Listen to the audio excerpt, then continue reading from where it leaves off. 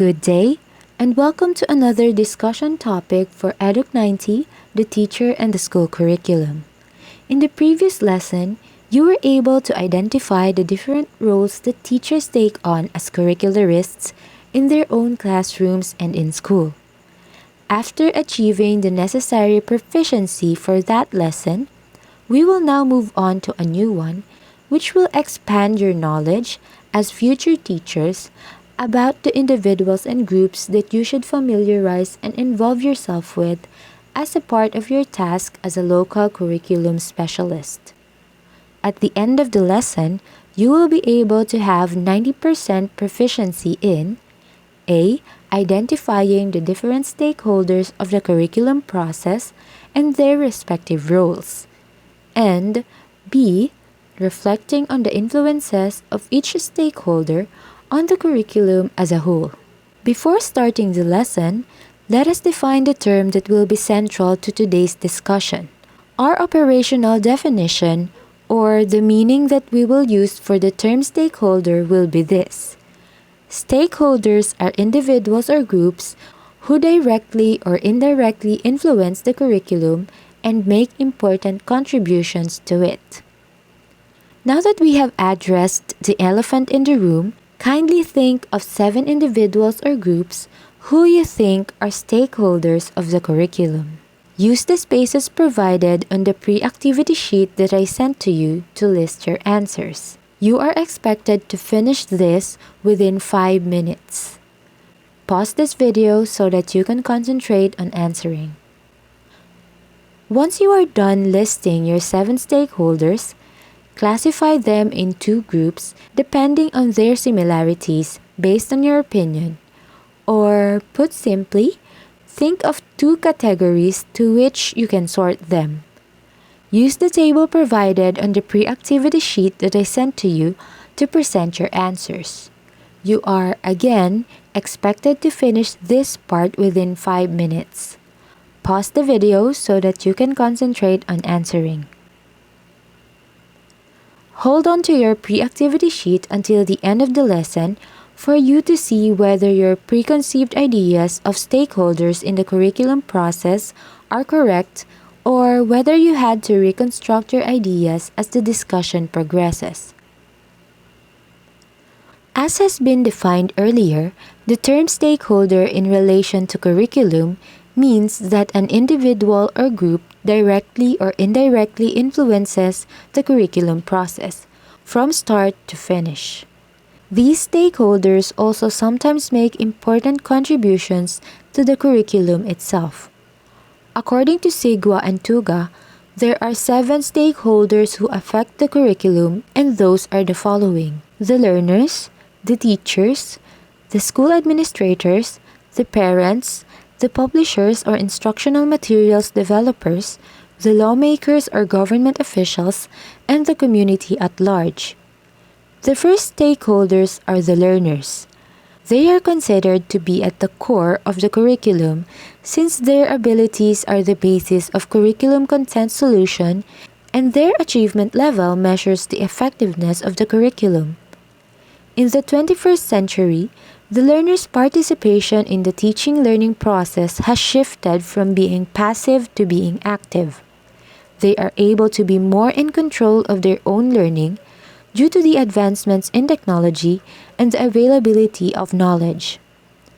This is why I always consult you, the learners, regarding the way we move through the course, because your engagement and involvement can cause a significant positive or negative effect in the implementation of the curriculum. One measure of an effective curriculum relies on whether the desired outcomes for the learners have been achieved. Thus, it could be said that a curriculum that does not consider the students or the learners will have little chance to succeed or to be effective. As was evident on the previous topic, the teachers play a central role in the curriculum process. As stakeholders, the teachers establish the direction and implementation of a particular program since they are the ones who actually deliver the curriculum at the closest level to the learners. Teachers could make or break a curriculum depending on how they implement it. Teachers have to be very mindful that whatever they decide to do during the implementation of the curriculum affects the learner one way or another, no matter how small an action may seem to be. There are even times when the learners attribute a subject to a teacher. They would like the subject, no matter how hard or abstract it may be for them, as long as they like the teacher. They would make an effort because they like how the teacher delivers the content to them. Teachers also select the content to be given emphasis. As we discussed in the supported curriculum, teachers could also decide the time they want to allocate to a content. The teacher can adjust the time spent on a topic depending on what's necessary, like if they foresee that the learners will be having difficulties in achieving a desired learning outcome, or even do remedial classes or extra time after an assessment. In this number, note that the words used are assist and contribute. Teachers implement what is recommended, but they could also suggest on adjusting or revising the scope and sequence of the program. The teacher's opinions are then taken into consideration by the other higher authorities. Teachers, most importantly, are in control of implementing pedagogical initiatives since they are the ones who modify the curriculum at the classroom level. These classroom modifications are important to be documented since these could turn up to be replicated and become solutions to existing issues in the schooling or education process. This is why teachers are now asked to conduct action researches when they are already in service. Lastly, teachers help in evaluating the effectiveness of the curriculum. Again, take note of the word used, help.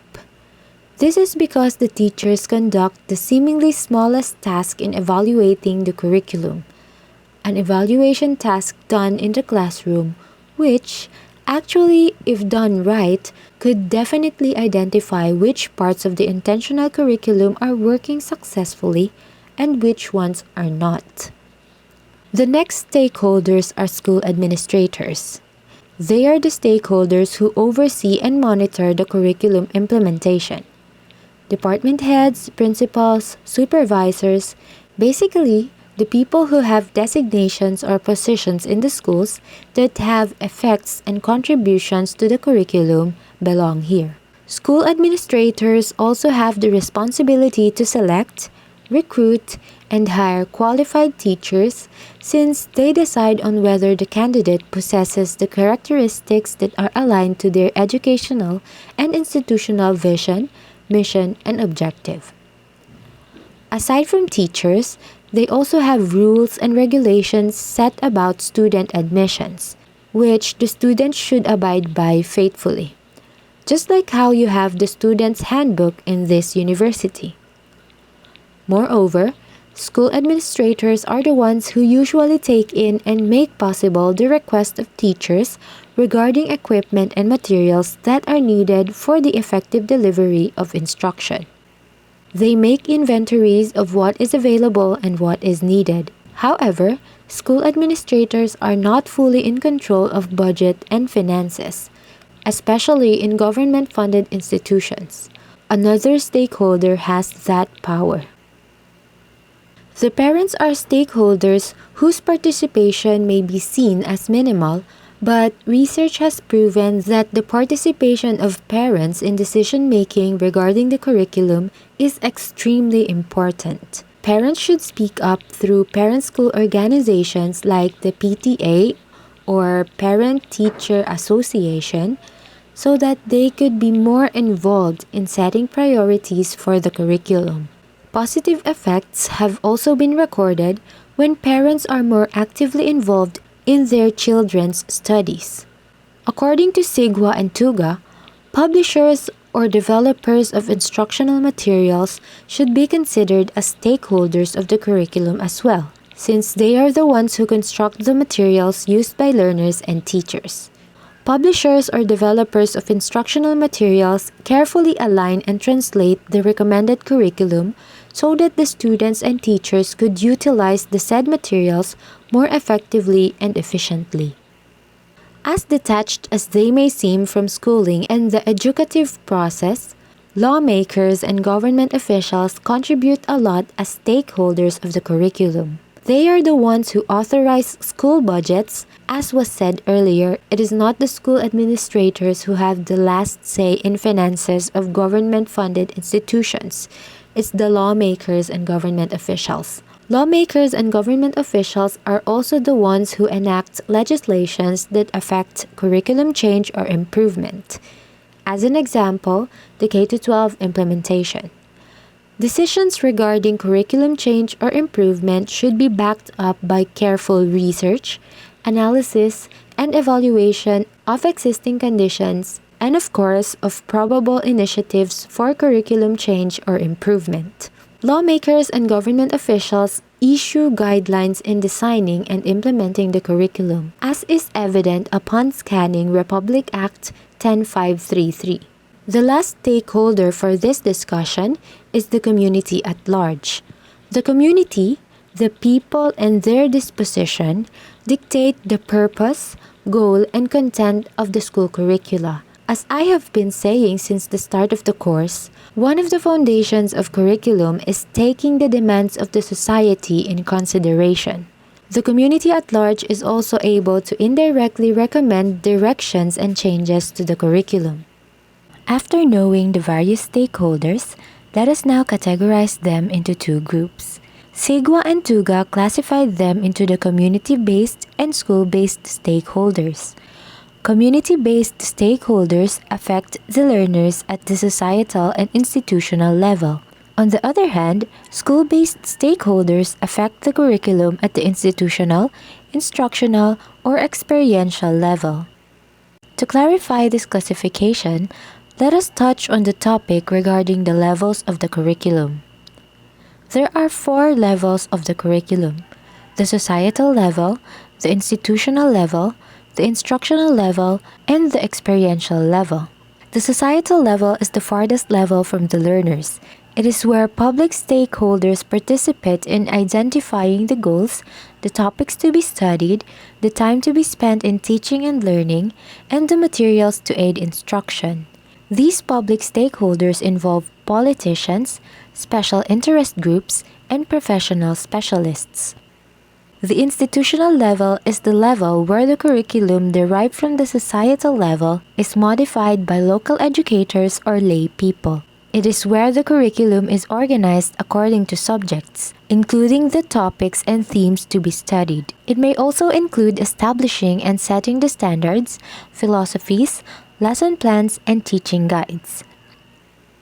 The instructional level involves how the teachers use the curriculum developed in the societal level and modified in the institutional level. Basically, how teachers translate what the authorities have determined. It involves the teachers' strategies and styles, as well as the materials that will be used throughout the teaching-learning process.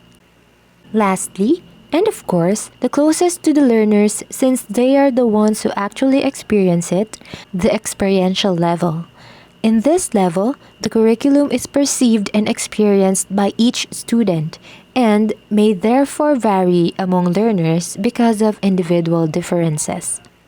To generalize, here is a table summarizing the important points from the discussion today. There are 7 different stakeholders which influence the curriculum directly and indirectly. These stakeholders can be grouped into 2, the school-based and the community-based. The school-based stakeholders are the learners, the teachers, and the school administrators, while the community-based stakeholders are the publishers or instructional materials developers, the parents, the lawmakers or government officials, and the community at large.